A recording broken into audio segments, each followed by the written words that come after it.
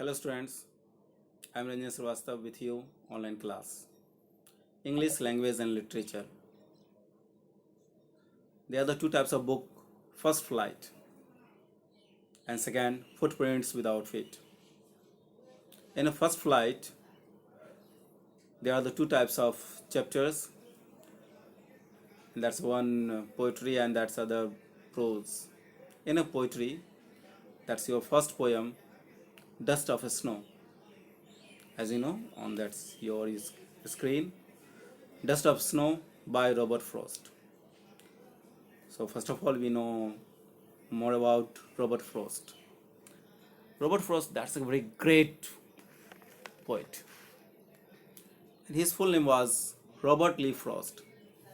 He was born on 26th March 1874, San Francisco, California in US, and died on 29th January 1963 on the age of 88 years, Boston in US. And by occupations, he was a poet and playwright also. And he got a number of notable awards. Among all of them, there are some Pulitzer Prize for Poetry, Congressional Gold Medals. You know, that's one fact. He got it not as one and two. There are the four Pulitzer Prize for Poetry. And now we discuss about their famous work. So their famous work, Whistle, North of Boston, The Oven Board, The Road Not Taken, Fire and Ice, Stopping by Woods on a Snowing Evening, A Witness Tree, A Caution, Hard Not to Be King, Nothing Gold Can Stay. So all these, that's a famous work of Robert Frost. And you know, this is a Robert Frost, really very smart. I hear really a very realistic person. Uh, his work was initially published in England before it was published in America. He is highly regarded for his realistic depiction of rural life and his command of American colloquial speech.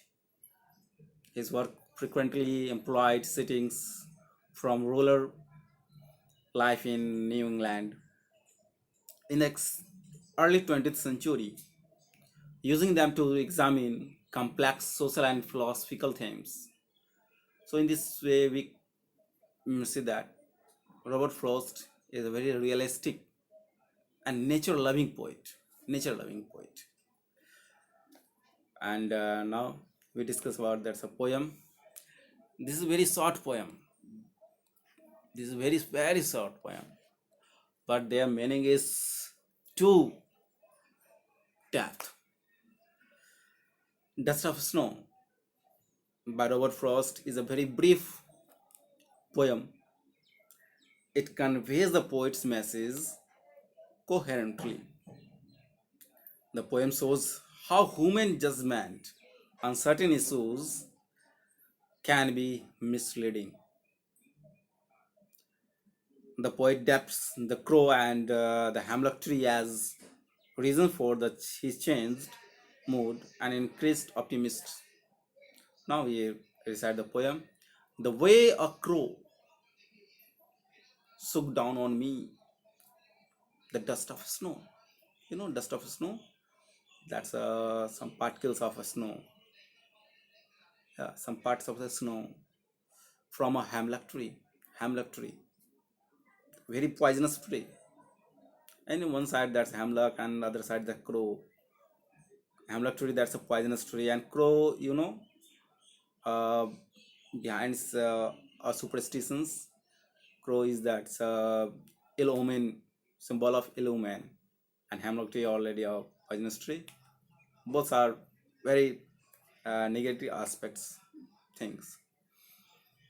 Has given my heart changed of mood and saved some part of a day I had ruled. No doubt.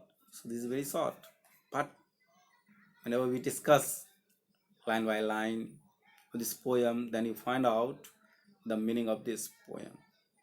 Okay, now let us start.